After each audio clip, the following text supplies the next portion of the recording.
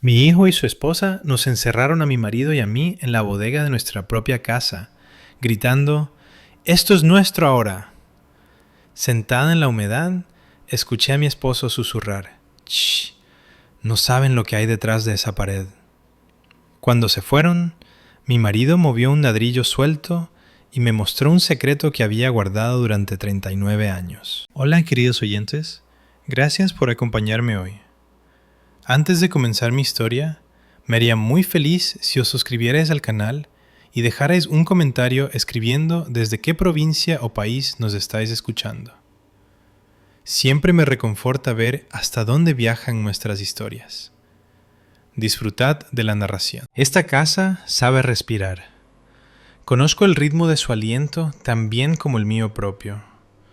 Por la mañana, cuando los primeros rayos del sol de la Sierra de Guadarrama atraviesan los viejos castaños del jardín, toma una inhalación profunda y tranquila, y las motas de polvo bailan en pilares de luz dorada. Por la tarde, exhala, refrescándose, y las viejas vigas crujen como si suspiraran, acomodándose para la noche. He vivido aquí 40 años. He crecido dentro de estos muros, o tal vez ellos han crecido dentro de mí. Mi suegro, el padre de Carlos, un hombre de mirada firme y alma amplia, construyó esta casona. No la construyó como una casa de vacaciones, sino como un legado, un lugar donde sus nietos y bisnietos reirían, un lugar de fortaleza. Esta mañana estaba haciendo sopa como de costumbre, un caldo de cocido sencillo, con fideos, tal como me enseñó mi abuela. Carlos ya casi no come nada últimamente, pero el aroma del caldo de ave es tan familiar, tan hogareño, que a veces enciende un destello de interés en él. Estaba cortando zanahorias en cubos diminutos, casi como joyas, y recordaba cómo le enseñé a Tomás, nuestro hijo, a hacer esto. Era pequeño, subido a un taburete a mi lado, sus dedos regordetes agarrando un cuchillo de seguridad. «¡Mamá, soy chef!», gritaba, y ambos reíamos. Esa risa todavía vive en la veta de la mesa de la cocina. Otra vez ese aguachile insípido, doña Isabel. La voz de Cayetana, la esposa de Tomás, irrumpió en mis recuerdos como una corriente de aire helado en una habitación cálida. Hablamos de esto ayer. Internet tiene 1.000.000 de recetas. Crema de brócoli, gazpacho de autor. ¿No puede aprender algo nuevo? Es por Tomás. Necesita una nutrición adecuada. Estaba apoyada en el marco de la puerta con su bata de seda color crudo, los brazos cruzados sobre el pecho. Nunca me llamaba mamá, solo doña Isabel, con una cortesía fría que era peor que la grosería directa. No me di la vuelta, solo seguí removiendo el caldo. «A tu marido le encanta esta sopa», respondí tranquilamente. «Y a su padre también». «El padre ya no entiende nada», interrumpió ella. «Pero Tomás merece algo mejor». Llevan viviendo con nosotros 3 años, desde que Carlos tuvo su primer ictus. Al principio parecía lo correcto. La familia debe estar unida, especialmente en tiempos difíciles. Le cedí toda la segunda planta, la suite principal con el balcón que da al jardín. Carlos y yo nos mudamos abajo, a su antiguo despacho, para que no tuviera que subir las escaleras. Poco a poco, sus cosas, sus hábitos, sus olores, el perfume agudo de Cayetana, la colonia ácida de Tomás, comenzaron a desplazar el aire de esta casa. La semana pasada, ella movió el sillón del abuelo sin preguntar, ese con los reposabrazos desgastados donde mi suegro solía leer el ABC. Lo empujó al rincón más oscuro y colocó en su lugar un artilugio blanco, sin alma, de metal y cuero. «No encaja con el interior moderno», me lanzó por encima del hombro. No dije nada entonces, solo bajé por la noche cuando todos dormían y acaricié el viejo cuero agrietado del sillón como quien acaricia a un viejo perro fiel. Recuerdo cómo Tomás solía quedarse dormido en él, en brazos de su abuelo. Cómo me senté yo misma en él estando embarazada, leyendo libros de historia, soñando con volver a mi trabajo en el archivo cuando mi hijo creciera un poco. pero él siguió creciendo. Y luego vino la carrera de Carlos, exigiendo atención constante, y mi sueño silenciosamente acumuló polvo como los viejos tomos en el desván. Carlos yacía en el despacho, mirando al techo. Su cuerpo se había debilitado, pero su mente a veces brillaba con su antigua claridad, como una brasa en un fuego moribundo. Me acerqué, me senté a su lado y tomé su mano. Su piel estaba seca y fina, como pergamino. «¿Cómo estás, mi amor?», susurré. Giró lentamente la cabeza. Sus ojos se enfocaron en mí. «Son ruidosos», exhaló. Sí, siempre fueron ruidosos. Sus voces, sus discusiones sobre dinero, sus risas estridentes. Todo ello era ajeno a la vida tranquila y arraigada de nuestro hogar. Tomás bajó para el almuerzo. No saludó. Se sentó a la mesa e inmediatamente clavó la vista en su teléfono. Coloqué un plato de sopa frente a él. Lo apartó. «Mamá, tenemos que hablar. En serio». Cayetana se materializó instantáneamente a su lado, sentándose enfrente, cruzando las manos sobre la mesa. En sus ojos había ese brillo depredador que yo había aprendido a reconocer. Significaba que estaban tramando algo. «Hemos estado pensando, con la herencia y todas estas complicaciones burocráticas», comenzó Tomás, sin apartar la vista de la pantalla. «Papá está en un estado muy delicado. Para evitar problemas más tarde y el impuesto de sucesiones, deberías ponernos la casa a nuestro nombre ahora. Una donación en vida. Es solo un trámite para simplificar todo». Mi pecho se enfrió, no por las palabras en sí, sino por la indiferencia con la que fueron pronunciadas, como si me pidiera que le pasara la sal. «No», dije, mi voz no tembló. «Esta casa nos pertenece a tu padre y a mí. Mientras estemos vivos, todo se queda como está». «¿Así que no quieres simplificar las cosas?». Cayetana se inclinó hacia adelante. «¿Quieres que tu único hijo corra por oficinas gubernamentales después, reuniendo certificados cuando... bueno, ya sabes, cuando ya no estéis?» «Entiendo todo perfectamente», respondí, mirándola directamente a los ojos. «Y es exactamente por eso que la respuesta es no». Tomás finalmente levantó la cabeza. No había amor filial en su mirada, solo una irritación fría y colérica, como si yo no fuera su madre, sino un obstáculo molesto en su camino. «No entiendo cuál es el problema. Vivimos aquí, cuidamos de papá». «Vivís en mi casa», le corregí. «Yo cuido de papá». En ese momento, Carlos apareció en el umbral del salón. Estaba apoyado contra la jamba, respirando con dificultad. Debía haberlo escuchado todo. Su mirada era sorprendentemente clara. No me miraba a mí, sino a Tomás. «Tú».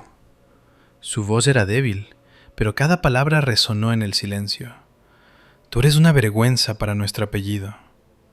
Una vergüenza». Esa palabra golpeó a Tomás como el chasquido de un látigo. Vi su rostro contorsionarse. No era solo ira, era la furia de un hombre tocado en su punto más doloroso. Su vanidad, su derecho a llevar el apellido Valdés, del cual estaba tan orgulloso. Toda su vida estaba construida sobre ese apellido. «¿Qué?», gritó, saltando tan rápido que la silla cayó con estrépito. «¡Una vergüenza! ¿Has perdido la cabeza? Soy el único que continúa este linaje. Esta casa es mía por derecho. Siempre debió ser mía». Dio un paso hacia su padre. Salté, interponiéndome entre ellos. «Tomás, detente. No, basta. Estoy harta de esto». Sus ojos estaban salvajes. «Esto es nuestro ahora». Me agarró por el hombro, no con dolor, sino con autoridad, y me empujó a un lado. Luego agarró a su padre por el brazo. Carlos estaba tan débil como un muñeco de trapo. Tomás nos arrastró por el pasillo hasta la pesada puerta de roble que conducía a la bodega. «Tomás, ¿qué estás haciendo?», grité, resistiéndome. «Tendréis tiempo para pensar en vuestro comportamiento», gruñó. Abrió la puerta de golpe y el olor a humedad y tierra fría nos golpeó la cara. Nos empujó bruscamente hacia el interior, al primer escalón de la empinada escalera de piedra. Apenas logré sostener a Carlos para evitar que rodáramos hacia abajo. La puerta se cerró de golpe, sumergiéndonos en la oscuridad. El pesado cerrojo hizo clic desde fuera. Nos quedamos en completo silencio. Solo mi respiración entrecortada y la respiración débil y rasposa de mi marido a mi lado. Me dejé caer en el frío escalón de piedra, abrazando a Carlos contra mí. Las lágrimas no salían. Todo se había entumecido. Años de servicio, años de amor. Toda mi vida entregada a este chico, a esta casa, a esta familia. Todo terminaba aquí, en esta bodega oscura y húmeda. Estaba rota, hecha pedazos. Y en este silencio ensordecedor, en esta oscuridad absoluta de desesperación, escuché el susurro tranquilo y tenso de mi marido. Apretó sus labios justo contra mi oído, sus palabras apenas audibles. ¡Shh! No saben lo que hay detrás de esa pared. Las palabras de mi marido atravesaron la penumbra y me congelé, escuchando. Sobre nuestras cabezas, los pasos pesados y rápidos de Tomás resonaron, seguidos por el paso más ligero y repiqueteante de Cayetana.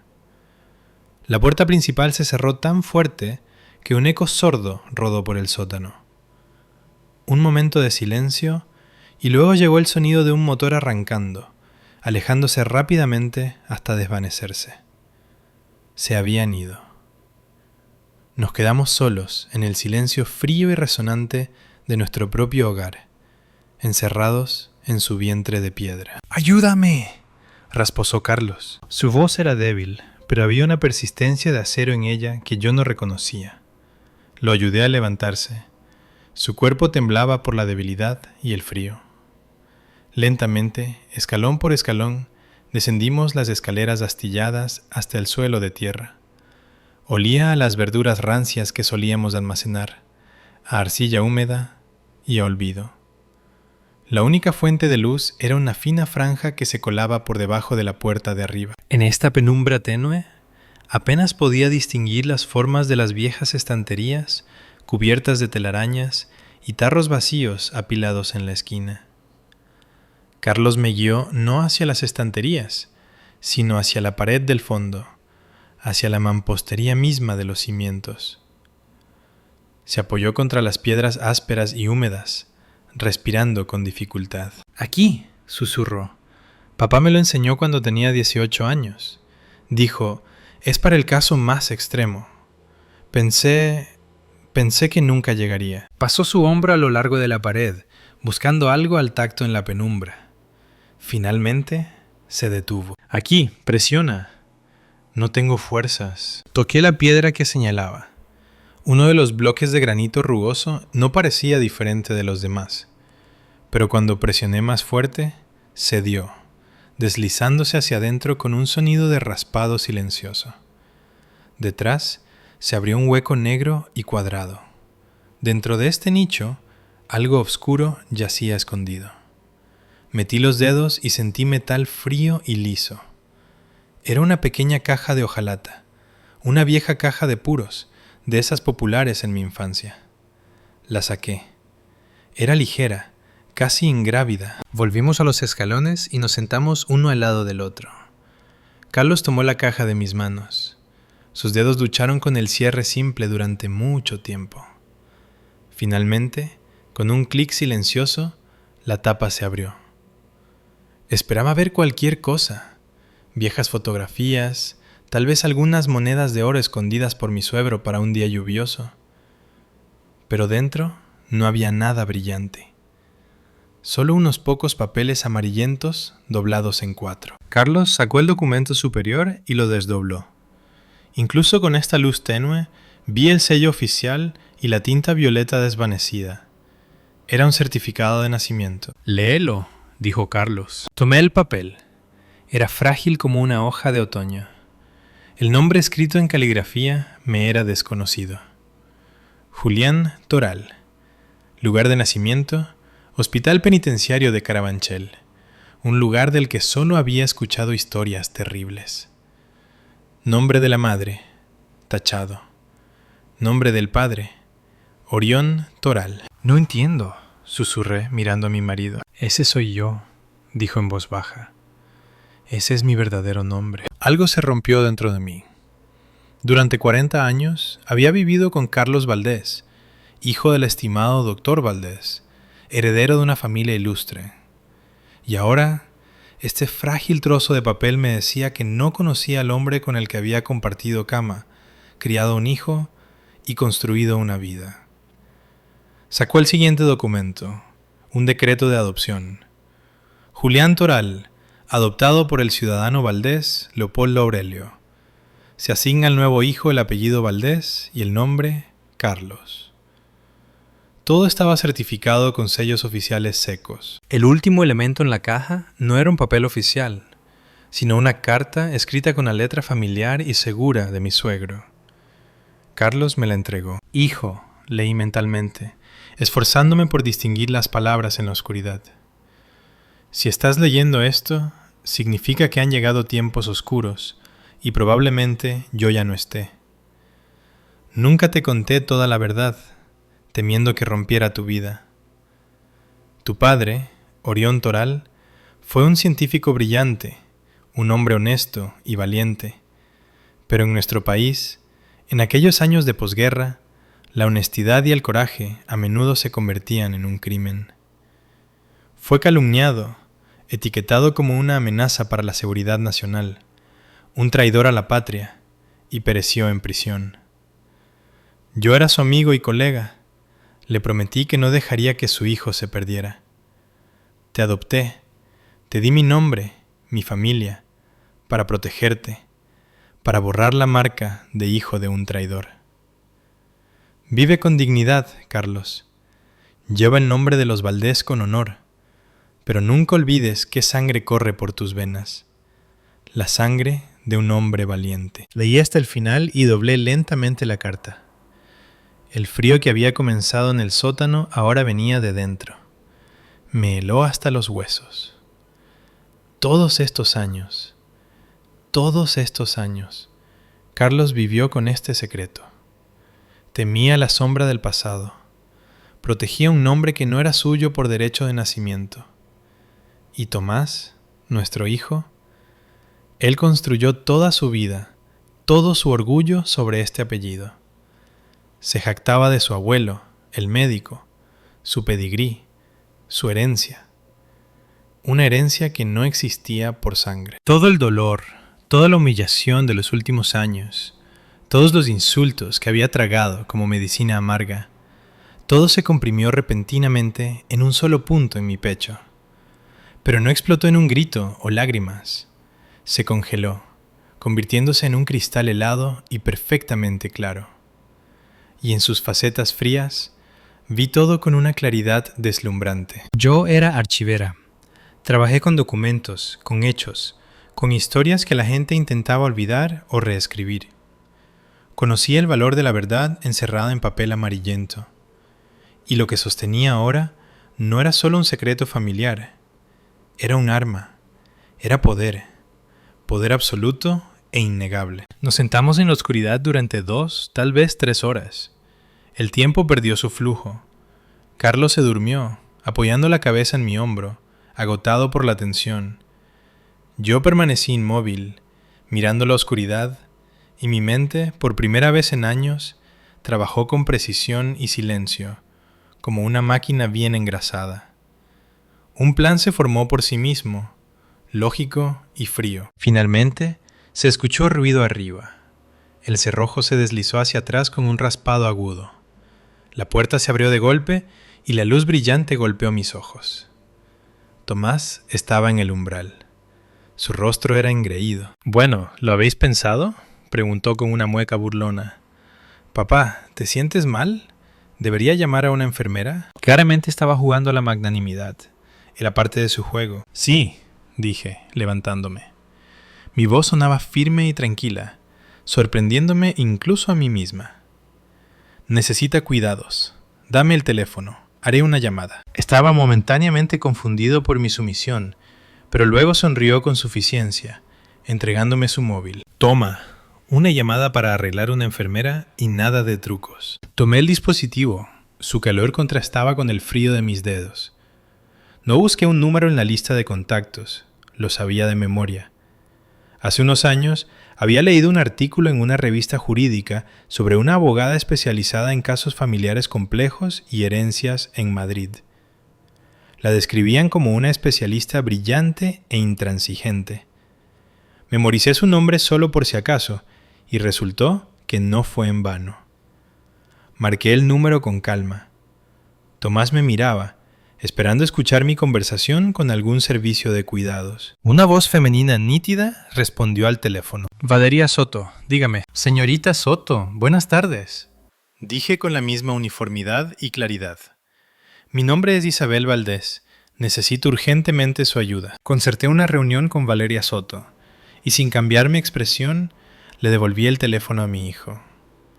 Lo tomó con curiosidad perezosa, desplazando la pantalla para ver a quién había llamado.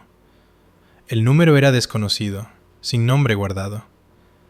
Aparentemente decidió que era una agencia de cuidados, y la completa satisfacción se reflejó en su rostro.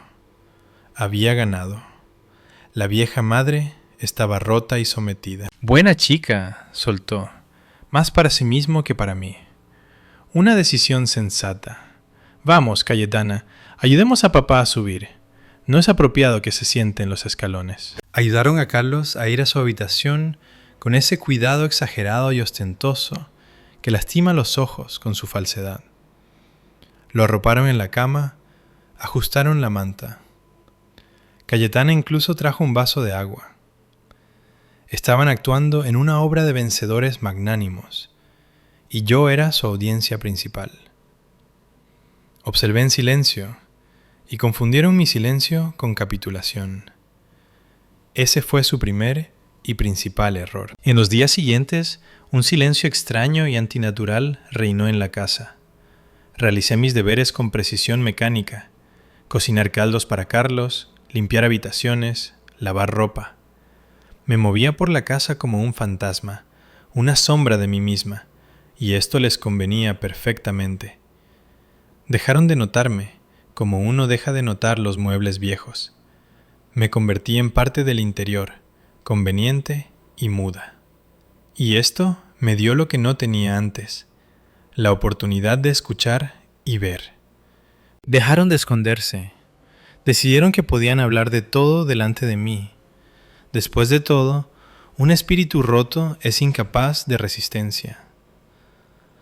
Una mañana en el desayuno, mientras servía galletas en silencio, Cayetana, hojeando una revista de decoración, le dijo a Tomás: «Cariño, he estado pensando, esa pared entre el salón y el despacho de papá no es un muro de carga. Si la derribamos, tendremos un espacio enorme, un estudio diáfano. Podemos poner una barra de bar de mármol blanco justo aquí». Me congelé por un momento con la sartén. La pared que quería demoler, el escritorio de mi suegro estaba contra esa pared, donde escribió sus últimas revistas médicas. Contra esa pared, Carlos enseñó al pequeño Tomás a escribir sus primeras letras. Allí, en el papel pintado, si mirabas de cerca, todavía podías distinguir una leve marca de lápiz, la altura de nuestro hijo a los 5 años. Ella hablaba de ello como si fuera solo un estorbo molesto en el camino hacia una barra de bar. «Gran idea», respondió Tomás, sin levantar la vista de su café. «El despacho estará libre pronto, de todos modos». «¿Y la biblioteca?» «Bueno, los libros se pueden vender al peso o reciclar. ¿Quién lee eso hoy en día?» «Libros reciclados. Libros que mi suegro coleccionó toda su vida. Ediciones raras, volúmenes encuadernados en cuero con grabados dorados. Libros firmados por grandes mentes de la generación del 27. Reciclados». Coloqué el plato de galletas en la mesa. Mis movimientos eran fluidos. Ni un músculo de mi cara se movió. Pero dentro de mí algo crujió y se rompió. El último fragmento de ilusión materna de que todavía quedaba algo en mi hijo, de aquel niño que escuchaba con deleite mientras su abuelo le leía en voz alta. Vieron mi calma y la confundieron con apatía, con desapego senil. No entendieron que esta era la calma de un cirujano, estudiando la radiografía de un órgano enfermo con fría atención antes de levantar el bisturí. Cada palabra, cada gesto, era para mí un síntoma de una enfermedad. su enfermedad, cuyo nombre era codicia y vanidad. La apoteosis de su delirio llegó el martes por la noche. Se acercaron a mí mientras estaba sentada junto a la cama de Carlos, leyéndole viejos poemas en voz alta. Entraron con las mismas caras serias y preocupadas que uno usa cuando visita a un enfermo terminal. «Mamá», comenzó Tomás en un tono lleno de falsa simpatía, «Cayetana y yo hemos discutido todo. Entendemos lo difícil que es para ti. Todas estas preocupaciones, la casa, papá. Has entregado toda tu vida por nosotros. Mereces un descanso». Cayetana intervino de inmediato, colocando su mano con manicura perfecta sobre mi hombro. El toque fue ligero, pero sentí el frío filtrarse bajo mi piel. «Hemos encontrado un lugar maravilloso para ti, doña Isabel. Una comunidad para mayores, no un asilo cualquiera. No, un establecimiento de élite a las afueras de Madrid, El Pinar, con estanque, 4 comidas al día, atención médica 24/7. Tendrás tu propia habitación acogedora. Podrás caminar, leer, socializar con gente de tu edad. Os visitaremos los fines de semana». Me miraron esperando gratitud. Creían sinceramente que me estaban haciendo un favor. Me estaban ofreciendo a mí, la dueña de esta casa, una habitación acogedora a cambio de mi pasado, mi vida, todo lo que me era querido. Me proponían arrancarme de la tierra en la que había echado raíces y trasplantarme a una maceta institucional para que me marchitara allí en silencio, sin estorbarles, mientras construían su vida sobre los huesos de la mía. Levanté la vista hacia ellos, miré a Tomás, a su rostro, tan parecido al de mi padre y al mismo tiempo tan ajeno. Busqué en él al menos algo, una sombra de duda, una chispa de vergüenza, pero no encontré ninguna. Solo había confianza en su propia rectitud y una ligera molestia por tener que perder el tiempo en estos sentimentalismos. En ese momento, la última gota de mi amor maternal murió. No se evaporó en ira, no se ahogó en lágrimas, simplemente dejó de ser, como si un resorte se rompiera en un reloj viejo, y el péndulo que osciló durante 40 años se detuviera para siempre. Miré a este hombre y vi ante mí no a un hijo, sino un extraño calculador y cruel con mis ojos. Y esta comprensión trajo no dolor, sino una extraña y fría liberación. Ya no le debía nada, ni amor, ni perdón, ni piedad. «Es una oferta muy generosa», dije en voz baja. Mi voz sonaba hueca pero firme. «Necesito pensarlo». Por supuesto, piénsalo», se regocijó Tomás, claramente complacido de que la escena hubiera pasado sin lágrimas ni reproches. «Solo queremos lo mejor para ti». Se fueron, dejando atrás un rastro de perfume caro y absoluta confianza en su victoria. Me quedé sentada en el silencio, roto solo por la respiración del durmiente Carlos. Miré nuestras fotos en la cómoda. Aquí éramos jóvenes en nuestra boda. Aquí estábamos con el pequeño Tomás, en la playa de San Sebastián. Toda una vida capturada en estos marcos. Una vida construida sobre el amor, el sacrificio y, como resultó ahora, sobre mentiras. Pero incluso esa mentira era más noble que la fea verdad que mi hijo y su esposa me revelaron hoy. Ya no me sentía una víctima. El sentimiento de resentimiento se evaporó, dejando atrás un vacío y una determinación fría y resonante. Ellos mismos borraron todo lo que me unía a ellos. Me liberaron de los grilletes del deber maternal. Me subestimaron. Vieron ante ellos a una anciana débil. No sabían que los archiveros silenciosos guardan documentos capaces de cambiar el curso de la historia y que una mujer tranquila que trabajó con esos archivos toda su vida sabe cómo usarlos. Mañana tengo una reunión con Valeria Soto y llegaré a ella no con una petición de ayuda, sino con un plan de batalla listo. Al día siguiente le dije a Tomás que necesitaba ir a la ciudad, a la farmacia, por una medicina rara para papá que no estaba disponible en la local. Me dio dinero para un taxi, con aire de realizar el mayor acto de caridad. Cayetana incluso me ayudó a ponerme el abrigo. Me enderezó el cuello como se hace con un niño. «No tardes mucho, doña Isabel. El almuerzo debe estar listo». Asentí y salí de la casa, sintiendo sus miradas condescendientes en mi espalda. Estaban viendo a una anciana obediente saliendo a hacer recados. No sabían que iba a la guerra. El despacho de Valeria Soto estaba ubicado en un edificio moderno en el centro de Madrid, con techos altos y pasillos silenciosos. Ella misma resultó ser una mujer de unos 40 años, con una mirada aguda y penetrante, y una ausencia total de nerviosismo. No jadeó, no ofreció simpatía barata. Escuchó. Hablé uniformemente, sin emoción, exponiendo los hechos, la humillación, las demandas, la donación en vida, el sótano. Cuando terminé, ella guardó silencio durante unos segundos, mirándome. ¿Tiene algún documento que confirme sus derechos sobre la casa?, preguntó finalmente. Su voz era tranquila, pero se sentía el acero en ella. «Tengo algo más importante», respondí y saqué la caja de hojalata de mi bolsa. Puse su contenido sobre la mesa pulida. El certificado de nacimiento a nombre de Julián Toral, el documento de adopción, la carta de mi suegra. Valeria se puso las gafas y comenzó a estudiar los papeles. Leyó despacio, atentamente, como si absorbiera cada palabra. Vi cambiar su expresión. El interés profesional fue reemplazado por la sorpresa y luego por la concentración de un estratega a quien se le ha repartido un triunfo ganador. Levantó la vista hacia mí.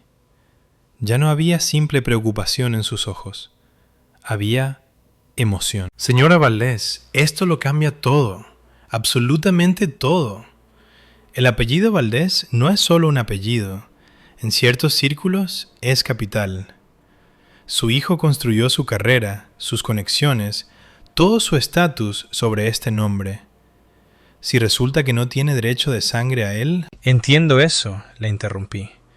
«Quiero mi casa y mi paz de vuelta». «Obtendrá mucho más», dijo ella, y notas que me conmovieron resonaron en su voz. «Obtendrá justicia, pero necesito tiempo, necesito verificar algunos detalles. El nombre, Orión Toral, me recuerda vagamente a algo. Déjeme trabajar con esto». Me fui a casa, dejándole los documentos, y me sumergí de nuevo en la rutina gris y silenciosa. Tomás y Cayetana, al ver que ya no sacaba el tema de la residencia, decidieron que me había resignado y simplemente estaba esperando mi destino.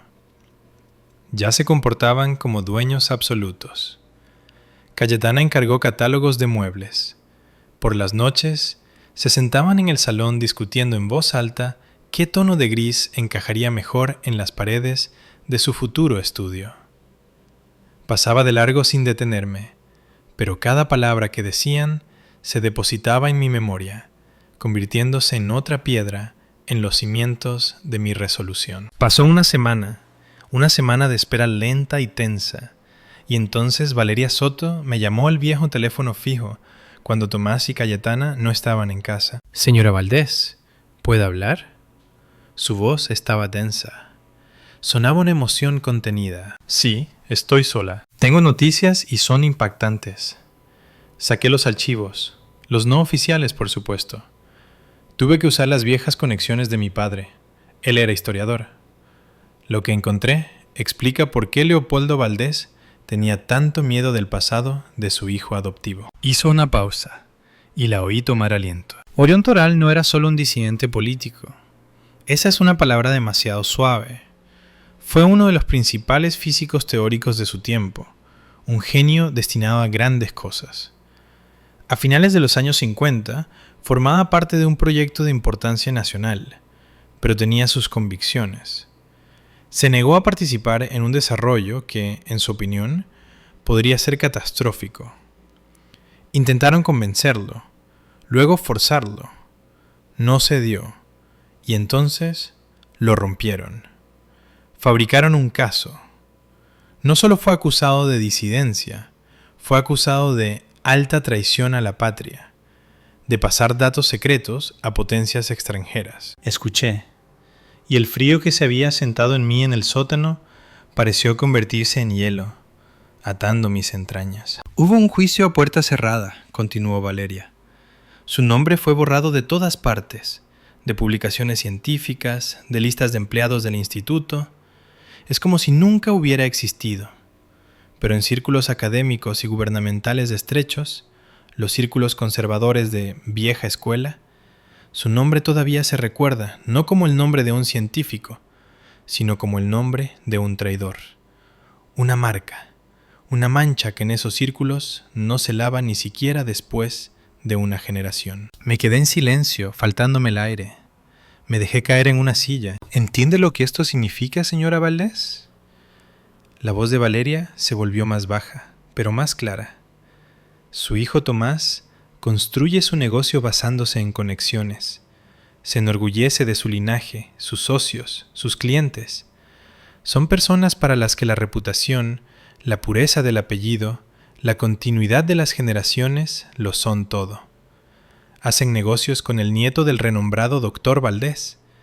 Y ahora imagine qué pasará con su negocio, con su posición en la sociedad, cuando resulte que en realidad es el nieto de Orión Toral, un hombre cuyo nombre para ellos es sinónimo de traición. Ahí estaba. Esa era el arma en la que había pensado. Pero resultó no ser solo una pistola. Era una bomba capaz de no solo recuperar mi casa, sino destruir todo el mundo que mi hijo había construido tan cuidadosamente para sí mismo. Esto no solo lo despojará de su herencia, concluyó Valeria. Esto lo destruirá social, profesional y financieramente. Se convertirá en un paria, un apestado. Para él y su esposa, eso es peor que la muerte. Colgué el teléfono. Me senté en la cocina en silencio. El sol brillaba a través de la ventana. Un geranio florecía en una maceta en el alféizar. Todo estaba como siempre, pero el mundo había cambiado. Las apuestas en este juego habían subido hasta los cielos. Ya no se trataba de una casa vieja y una madre humillada. Se trataba de la destrucción total de la vida de mi hijo. Y no sentí horror, ni piedad, ni instinto maternal que debiera haber gritado dentro de mí, protegiendo a mi hijo, fuera lo que fuera.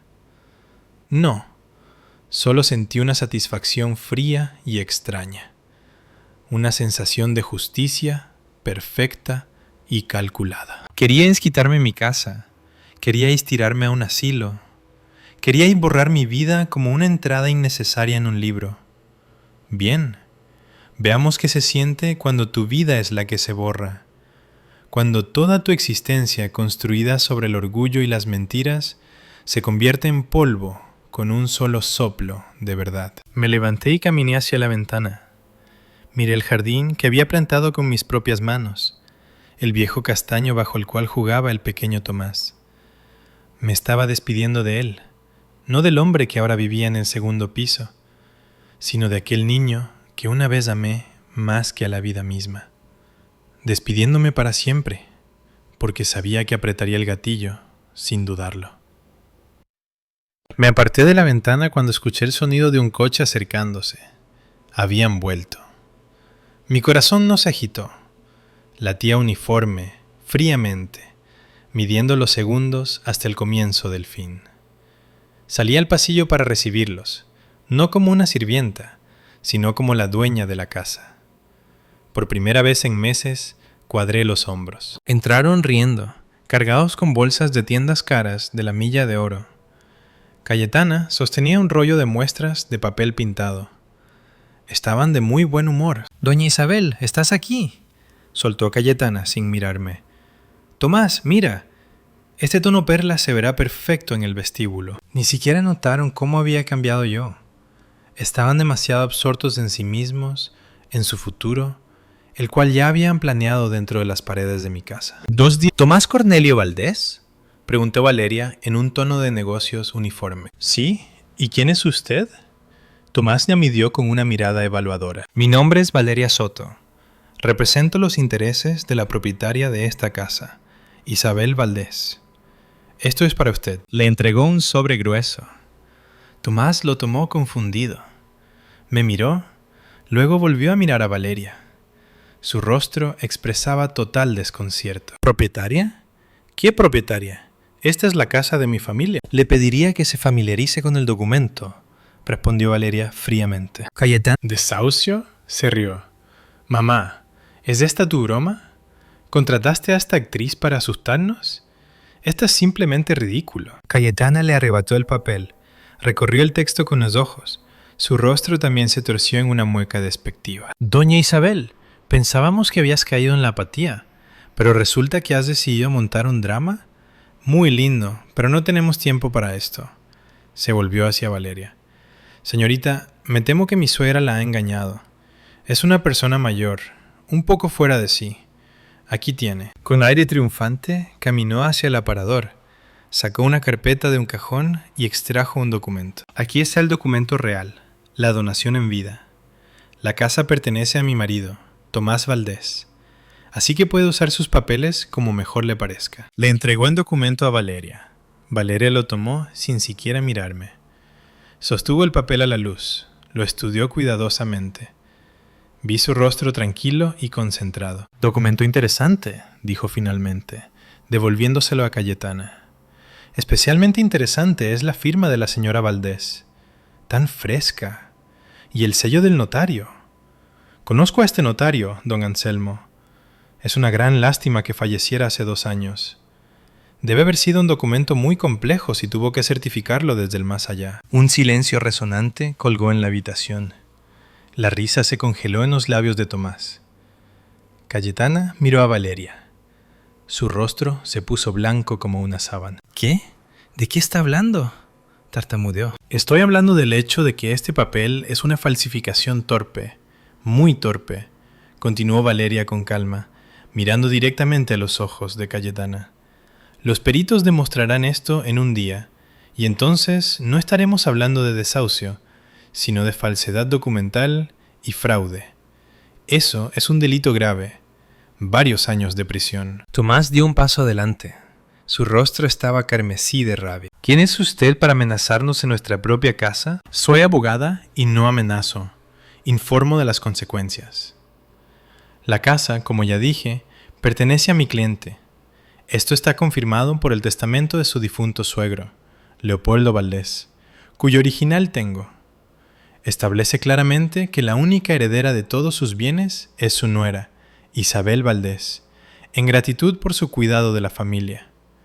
Su padre, Carlos, estaba al tanto de esto y nunca impugnó el testamento de su padre. Pronunció la palabra padre con una pausa apenas perceptible.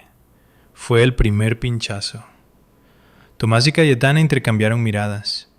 En sus ojos, por primera vez, vi no ira, no desprecio, sino miedo. Miedo animal real de una bestia acorralada. Se dieron cuenta de que esto no era demencia senil, no era el acto impulsivo de una mujer ofendida. Esto era un ataque bien planeado. ¡Lo impugnaremos!, gritó Tomás. Demostraremos que es incompetente, que la engañaste. Soy el único Valdés, el heredero directo. Tengo derecho a esta casa. Valeria Soto asintió lentamente, como si esperara exactamente estas palabras. Dio un paso adelante. Su voz se volvió más baja, casi confidencial, pero tanto más ominosa por ello. Ciertamente puede intentar procedimientos judiciales impugnando el testamento. Pero tenga en cuenta, señor Valdés, que para impugnar el testamento de Leopoldo Valdés, primero tendrá que probar ante el tribunal que tiene un derecho legal sobre él, que usted, como dice, es un heredero directo. Y para eso, hizo una pausa de nuevo, dejando que cada palabra empapara el aire. Requerirá una aclaración pública y completa de la genealogía de la familia Valdés, con todos los exámenes genealógicos necesarios y el desentierro de documentos de archivo para establecer, por así decirlo, la pureza del linaje. Calló, y en ese silencio escuché mi propio corazón latiendo fuertemente. Ella no dijo nada directamente, no mencionó el nombre Toral, no habló de traición, Simplemente arrojó esa frase sobre la mesa. Aclaración pública y completa de la genealogía. Y esa frase explotó en la habitación como una bomba silenciosa. Cayetana se tambaleó y agarró el respaldo de una silla. Su rostro expresaba horror y completa falta de comprensión. Pero Tomás entendió todo. No sabía los detalles, no sabía toda la verdad, pero escuchó en las palabras de Valeria una amenaza dirigida al corazón mismo de su mundo, a la base de su identidad. Palideció tanto que sus labios se pusieron azules. Me miraron. A la mujer tranquila de pelo gris, que había permanecido en silencio junto a la chimenea todo este tiempo. Y en sus ojos, finalmente, vi lo que había estado esperando. No solo miedo, sino comprensión.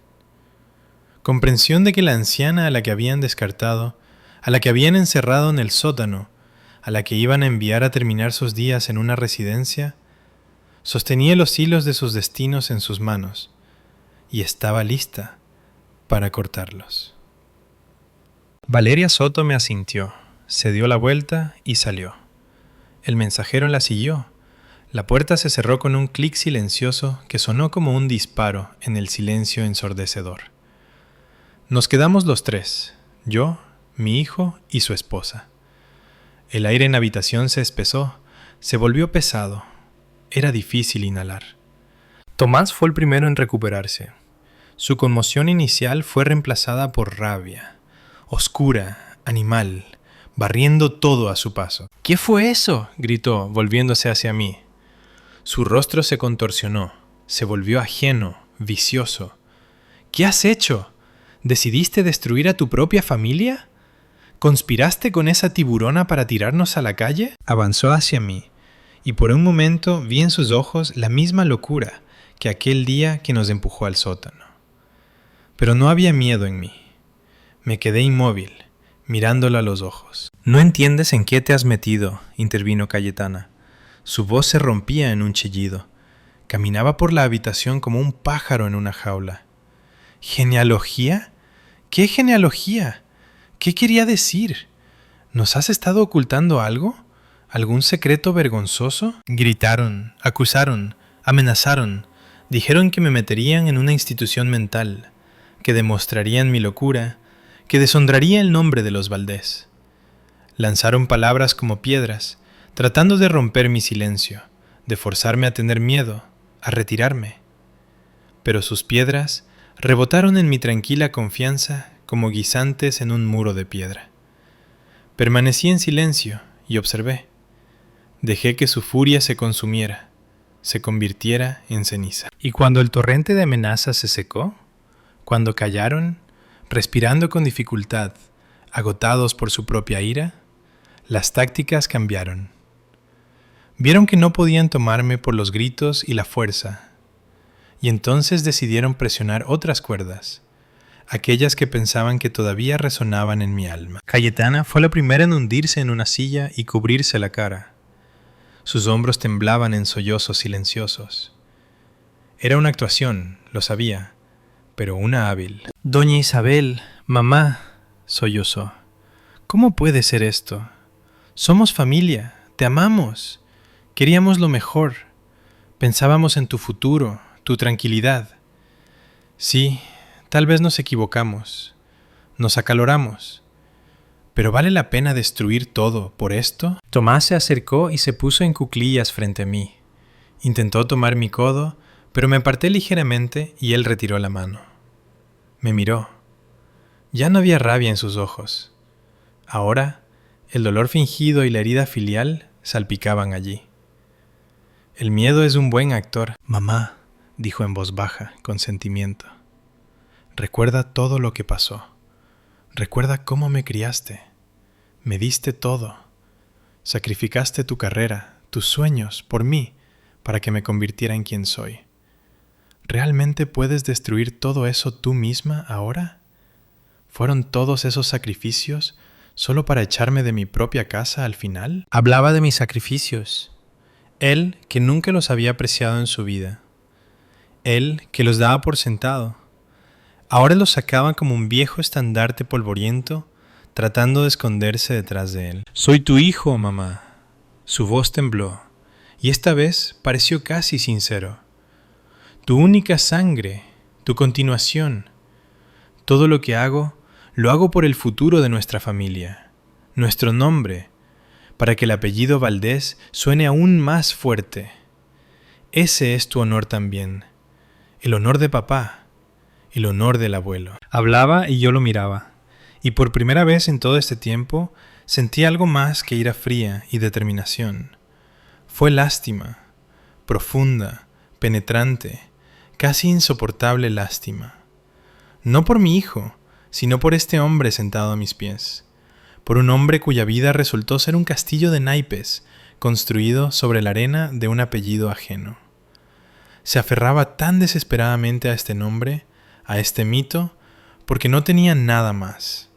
Sin el nombre Valdés, no era nadie. Esperaba una respuesta. Esperaba lágrimas, reproches, tal vez incluso perdón. Esperaba que el corazón materno vacilara. Pero estaba en silencio. Se había convertido en piedra ese día en el sótano.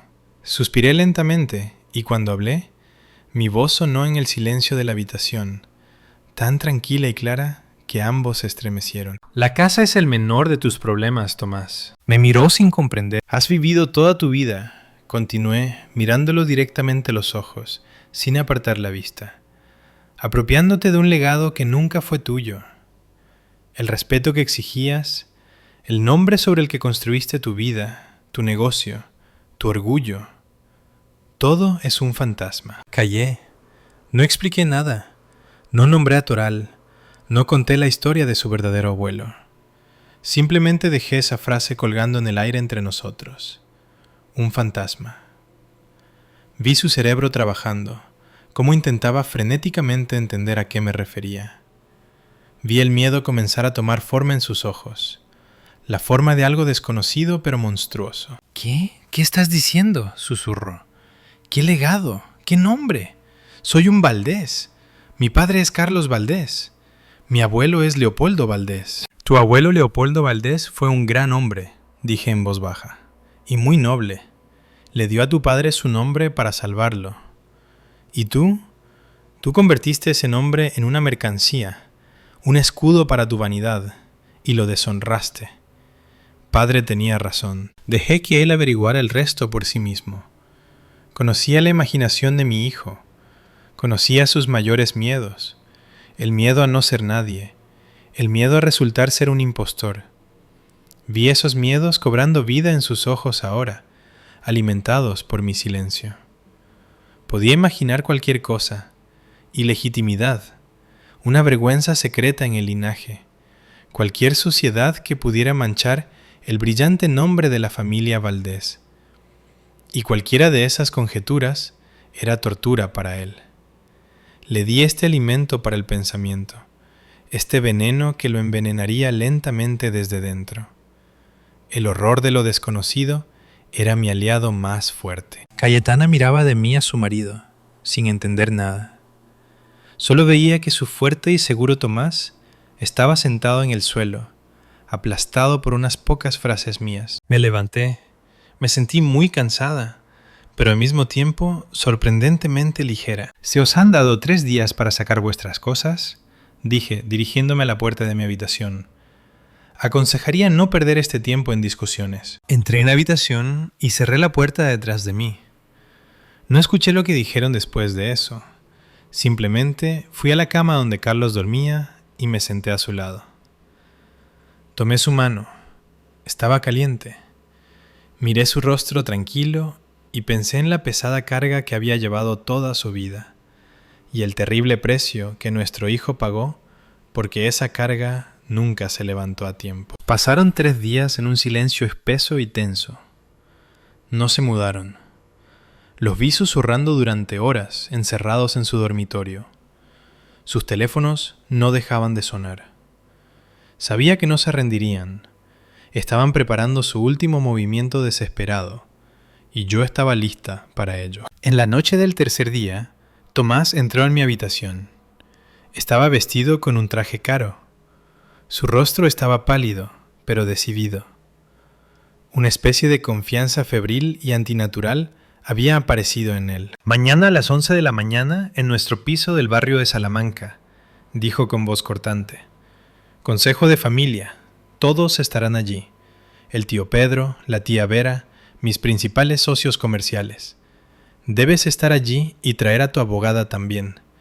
Veamos quién gana». Se dio la vuelta y se fue sin esperar respuesta. Era un desafío, su gambito final. Decidieron mover el campo de batalla a su territorio, rodearse de aliados y aplastarme con la opinión pública. Iban a organizar un juicio espectáculo donde yo sería la acusada. Fuera de sí, una anciana vengativa que había caído bajo la influencia de una abogada depredadora. Querían declararme incapacitada y así tomar el control tanto de mí como de la casa. Fue un movimiento inteligente, pero me subestimaron de nuevo. Al día siguiente, precisamente a las 11 en punto, Valeria Soto y yo entramos en el salón de su piso en la ciudad. Era un espacio enorme e impersonal, amueblado con muebles caros pero fríos, y estaba lleno de gente. Nuestros parientes estaban aquí, a quienes no había visto en varios años. El primo de Carlos, Pedro, un importante funcionario de la ciudad, su esposa Vera, cubierta de perlas. También había personas desconocidas para mí, con rostros duros de negocios. Obviamente, esos mismos socios cuya opinión Tomás valoraba tanto. Tomás y Cayetana estaban en el centro como dueños de la situación. Cayetana servía agua en vasos, retratando a la anfitriona amable. Tomás se comportaba con esa solidez enfatizada que se suponía debía inspirar confianza. Cuando entramos, toda conversación cesó. Todos los ojos se volvieron hacia mí. Sentí su curiosidad, juicio, lástima. Para ellos, yo era la causa de un drama familiar incómodo. Valeria y yo nos sentamos en las sillas ofrecidas un poco a un lado. Yo estaba en silencio. Mi corazón latía uniformemente. No sentía miedo. Me sentía en casa, como en mi archivo. Antes de poner viejos documentos sobre la mesa para restaurar la verdad, Tomás comenzó a hablar. Su voz estaba llena de dolor y nobleza. Habló de cuánto ama y respeta a su madre, de lo difícil que es para él ver su condición. Insinuó razón nublada, susceptibilidad senil, lo fácil que es manipular a las personas mayores. Nunca llamó a Valeria por su nombre una sola vez. Habló solo de esta mujer, una abogada sin escrúpulos que se ganó la confianza de una persona enferma para obtener ganancias. Contó cómo él y Cayetana cuidaron a padre y madre, cómo querían asegurar una vejez tranquila y segura para ellos en la mejor instalación. Su discurso estaba calibrado.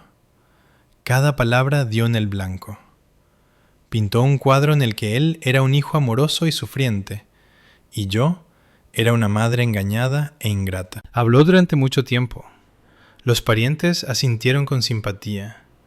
Los socios observaron con comprensión. Vi la balanza inclinarse a su favor. Casi había ganado. Cuando terminó, un pesado silencio colgó en la habitación. Tomás me miró con un triunfo mal disimulado. «Eso es esencialmente todo», dijo, extendiendo las manos. «Solo queremos proteger a mamá de sí misma y de la influencia externa. Estamos hablando de una tutela legal. De lo contrario, hará locuras, privándose a sí misma y a papá de un techo sobre sus cabezas». Entonces Valeria se levantó. No discutió ni puso excusas. Caminó tranquilamente hacia la mesa en el centro de la habitación. «Todo lo que el señor Valdés ha dicho es muy conmovedor», comenzó con voz uniforme. «Pero pasemos de las emociones a los hechos. Los hechos son cosas obstinadas. El señor Valdés afirma que actúa en interés de su madre, temiendo que pierda la casa. Pero aquí hay un documento». Sacó una copia de la escritura falsificada de su maletín y la colocó sobre la mesa. El documento que el señor Valdés y su esposa presentaron como base de sus derechos sobre la casa. Un documento según el cual la señora Valdés ya ha perdido su hogar. Hizo una pausa. Y aquí colocó otra hoja al lado. Está la conclusión de un análisis caligráfico que confirma que la firma es falsificada. Y un certificado del archivo del colegio notarial que declara que el notario que supuestamente certificó este papel murió 2 años antes de que fuera firmado. Un murmullo recorrió la habitación. El tío Pedro frunció el ceño, se quitó las gafas. Los socios de Tomás intercambiaron miradas. La imagen del hijo amoroso comenzó a agrietarse. «Todo esto son insinuaciones», gritó Tomás, pero ya no había confianza en su voz. «Son documentos», le cortó Valeria. «Y ahora, con su permiso, mi cliente hablará. Ella no necesita tutela, necesita ser escuchada». Todos los ojos se volvieron hacia mí de nuevo. Me levanté lentamente. No miré a Tomás. Miré los rostros de las personas en esta habitación. «Buenas tardes», dije. Mi voz no tembló. Era la voz de una archivera acostumbrada a hablar sobre hechos. Mi hijo habló del legado de la familia Valdés, del honor. Dediqué toda mi vida a servir a esta familia y preservar su historia. Por lo tanto, permitidme aclarar. Saqué otra carpeta de mi bolso. El legado no es solo una casa y dinero. Es principalmente memoria y verdad. Aquí, coloqué la carta de mi suegro sobre la mesa. Está una carta de mi suegro, Leopoldo Valdés, a su hijo adoptivo, mi marido Carlos. Escribe sobre amor, sobre deber, sobre nobleza. Escribe sobre cómo salvó a un niño huérfano dándole su apellido.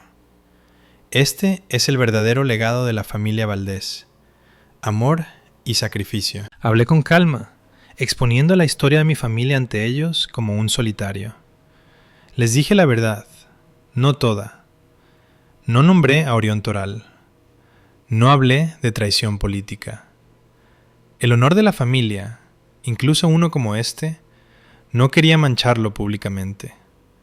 Simplemente dije que Carlos era un hijo adoptivo, el hijo de un científico represaliado a quien Leopoldo Valdés salvó del sistema, dándole su apellido y su amor. Leopoldo me dejó esta casa a mí, señalé la copia del testamento, porque creía que yo preservaría su espíritu, el espíritu de una familia construida no sobre la sangre, sino sobre el amor. Y mi hijo, miré a Tomás por primera vez, decidió que su derecho a esta casa se basaba en un papel falsificado. Callé, y en ese silencio todo se hizo evidente. No acusé, simplemente yuxtapuse 2 documentos. Por un lado, una carta que respiraba amor y nobleza, la verdadera historia de la familia. Por el otro, una escritura falsa que respiraba codicia y engaño. Contrasté el legado genuino con el derecho autoproclamado. Fue el final. Lo vi en sus caras. El tío Pedro se levantó lentamente, caminó hacia la mesa, tomó la carta de mi suegro, la leyó. Luego miró a Tomás con tal desprecio que él se encogió. Los socios comerciales se levantaron silenciosamente de sus asientos y sin despedirse se dirigieron a la salida. No querían tener nada que ver con un hombre que no solo resultó ser un estafador, sino que ni siquiera era un verdadero Valdés. Su capital principal, su apellido, se convirtió en polvo ante sus ojos. Cayetana estaba de pie agarrando el brazo de su marido. Su rostro estaba gris de horror. Miraba a los invitados que se iban, a las ruinas de su mundo. Y creo que en ese momento lo odió. Tomás estaba en medio de la habitación completamente solo. Estaba roto, destruido, y no por un tribunal, no por la policía. Fue destruido por la verdad que yo, cuidadosamente, como una archivera, había sacado a la luz. Su gambito final se convirtió en una ejecución pública que él mismo había organizado. Fue expuesto como un impostor cruel y codicioso ante todos aquellos cuya opinión le era más querida que la vida. Estaba completa y finalmente roto. Me di la vuelta y, sin mirar a nadie más, salí de la habitación. Valeria me siguió. Bajamos silenciosamente a la calle donde nos esperaba el aire fresco de la primavera. Nunca me había parecido tan fresco y limpio. No nos dijimos una palabra. Todo ya había sido dicho. Han pasado 6 meses. El otoño ha entrado en escena, pintando el jardín en oro y carmesí. La casa se ha vuelto muy silenciosa. Este silencio ya no me deprime. Fue curativo, como una compresa fría en una herida. Estaba lleno de luz penetrando las ventanas limpias, el olor a castañas y el tic-tac tranquilo del viejo reloj en el salón. Carlos falleció a finales del verano, tranquilamente mientras dormía en su cama. Su corazón agotado simplemente se detuvo. Sostuve su mano hasta el final. No hablamos de Tomás. No hablamos del pasado. Hablamos de nuestra juventud, de nuestra primera cita en el Parque del Retiro, de lo gracioso que se veía tratando de arreglar un grifo que goteaba. Nos despedimos, y cuando se fue, lo lloré. No al marido que llevaba el apellido de otro, sino a mi Carlos, el único hombre que amé. Lo enterré junto a su padre adoptivo, Leopoldo Valdés. 2 hombres nobles cuyas historias resultaron estar tan estrechamente entrelazadas, ahora yacían uno al lado del otro. Tomás no estuvo en el funeral. Él y Cayetana desaparecieron. Se mudaron del piso de la ciudad, vendiéndolo para pagar deudas que yo ni siquiera sospechaba. Su mundo construido sobre el prestigio del apellido Valdés se derrumbó en un solo día. Los socios se dieron la vuelta, los amigos dejaron de responder llamadas. La sociedad en la que tanto querían brillar los expulsó. Escuché de parientes lejanos que se mudaron a una pequeña ciudad de provincias, tal vez Badajoz o Ciudad Real, donde Cayetana encontró trabajo como recepcionista en un salón de belleza. De Tomás no se supo nada. No llamó, no escribió. Para mí, simplemente dejó de existir, como el fantasma del que una vez hablé. No sentí ni regodeo ni odio, solo vacío en el lugar donde solía estar el amor maternal. Hoy bajé a la bodega, pero ya no era la cripta oscura y húmeda donde una vez comenzó mi renacimiento. Contraté trabajadores. La limpiaron, blanquearon las paredes, instalaron iluminación brillante. A lo largo de las paredes ahora no había estantes polvorientos con frascos, sino nuevos de pino que olían a resina. En el centro, una mesa de trabajo grande y robusta. Mi mesa. Esta bodega, una vez mi prisión, se convirtió en mi santuario, mi archivo personal, el lugar donde finalmente volví a mí misma. Lentamente coloqué viejas fotografías, cartas, documentos sobre la mesa. Toda mi vida había sido la guardiana de las historias de otras personas. La historia de la familia Valdés, la historia de mi marido, la historia de mi hijo. Las recogí cuidadosamente, las catalogué, las protegí. Ahora ha llegado el momento de recoger la mía. Tomé un nuevo álbum con páginas en blanco en una encuadernación de cuero duro. En la primera página coloqué cuidadosamente la carta de Leopoldo Valdés, un documento sobre amor y nobleza que se convirtió en la piedra angular de esta historia. A su lado coloqué una fotografía, no la de mi boda, no una foto con mi hijo, sino otra pequeña en blanco y negro, tomada hace muchos años. En ella, una chica joven con gafas y pelo corto se sienta en un escritorio apilado con viejos tomos, mirando la lente con deleite. Esa era yo, Isabel, una estudiante de historia de 20 años en la Universidad Complutense, enamorada de su profesión, llena de esperanzas y planes. La yo que había enterrado bajo los escombros de las obligaciones familiares y los sacrificios. Miré a esta chica y sonreí. Había estado caminando de regreso a ella durante tanto tiempo. A través de 40 años de servir a otros, a través de la traición y el dolor, a través del frío del sótano, finalmente la encontré. Ya no era solo una guardiana. Me convertí en autora. La autora de mi propia historia en la que yo misma decidía qué era importante y qué debía quedar en el pasado. No taché nada de ella, ni la alegría de la maternidad, ni la amargura de la decepción. Pero ahora yo misma colocaba los acentos. Daba a los eventos el significado que consideraba verdadero. Terminé mi trabajo y caminé hacia la pequeña ventana alta de la bodega que los trabajadores habían abierto a mi petición. Miraba directamente al jardín. Desde aquí abajo, el mundo se veía diferente. No veía los troncos de los árboles, sino sus raíces profundizando en la tierra. Veía hojas caídas que se convertirían en suelo para nueva vida en la primavera. Coloqué una taza de té caliente en el alféizar. El aroma del Earl Grey se mezclaba con el olor a tierra y follaje marchito. El vapor de la taza subía al cristal y el mundo fuera de la ventana se volvía un poco borroso, como una vieja acuarela. Tomé un sorbo. Estaba tranquilo en la casa, tranquilo en mi alma. Por primera vez en muchos, muchos años, no me sentía como la esposa de alguien, la madre de alguien, la nuera de alguien. Era simplemente Isabel, una mujer mirando por la ventana de su casa a su jardín. Una mujer ya no definida por sus sacrificios pasados, sino definida por ese futuro tranquilo y consciente que construyó para sí misma. Era libre, absolutamente, completamente, hasta mi último aliento. Libre. Ahí es donde termina mi historia. Gracias por pasar este tiempo conmigo.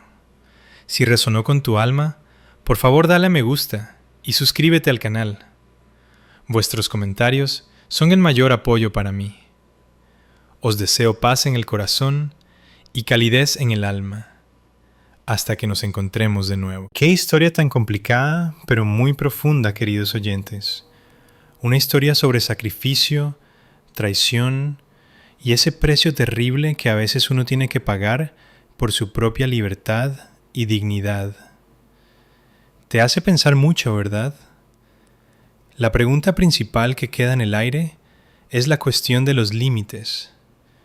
¿Dónde está esa línea más allá de la cual termina el perdón absoluto de una madre y comienza la lucha por la propia vida? ¿Actuó Isabel correctamente al destruir el mundo de su propio hijo, incluso en respuesta a su monstruosa crueldad? ¿Fue un acto de justa retribución o una venganza fría y calculada? Cada uno de vosotros, estoy segura, ha formado su propia opinión. Quizás alguien condena a Isabel por su crueldad, y alguien, por el contrario, admirará su fuerza y determinación. Quizás todavía tengáis preguntas sobre el destino de los personajes, o algún detalle de la historia despertó una curiosidad particular. Compartid vuestros pensamientos en los comentarios debajo de este video. Siempre me interesa increíblemente leer vuestros razonamientos y ver cuán diferente resuena la misma historia en los corazones de las personas. Vuestra opinión es muy importante para nosotros. Si esta historia os conmovió, por favor no olvidéis darle a me gusta y suscribiros a nuestro canal. Cada me gusta, cada nuevo suscriptor es un gran apoyo para nosotros y un incentivo para seguir buscando y dando voz a nuevas historias, no menos emocionantes para vosotros. Es importante para nosotros saber que nuestro trabajo encuentra una respuesta. ¿Os gustó la historia? ¿Y desde qué ciudad nos estáis escuchando? Encontrémonos en los comentarios. Si os gustó la historia, podéis apoyarme enviando un súper gracias para que pueda seguir trayendo más historias como esta. Muchas gracias por vuestro dulce apoyo. Espero con ansias vuestros comentarios sobre la historia. En la pantalla podéis ver 2 nuevas historias de vida que recomiendo encarecidamente. Hay mucho más en mi canal. No olvidéis suscribiros. Nos vemos en la próxima historia de vida, con amor y respeto.